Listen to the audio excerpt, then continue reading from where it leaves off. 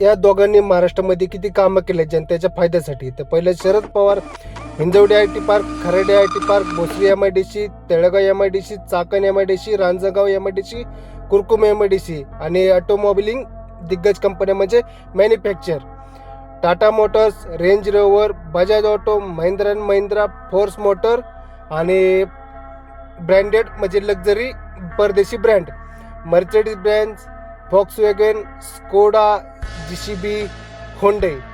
आणि शेतकऱ्यांसाठी 2008 मध्ये 71,000 कोटी रुपयाचं कर्ज माफ केलं होतं आणि प्लस साखर कारखाने सरकारी ताब्यात घेतले होते, प्लस दूध डेअरी आणि सोसायटी बँक आणि इस्रायल टेक्नॉलॉजी ठिबक सिंचन आणि महिलांसाठी 33% आरक्षण. आता भारतीय जनता पार्टीने महाराष्ट्रात कामं किती केले आहेत.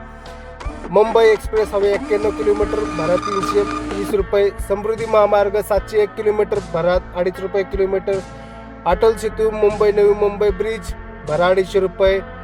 मेट्रो पुणे मुंबई नागपूर आणि 5 लाख रुपयाची योजना सरकारी उपचारासाठी. आणि शेतकऱ्यांसाठी 6,000 रुपये निधी, महिलांसाठी 50% आरक्षण, लाडकी बहीण योजना 1,500 रुपये. आणि यांनी दारूचे रेट भरपूर वाढवले आणि त्यातलं लाडकी बहिणीचे पैसे वसूल केलेले आहेत.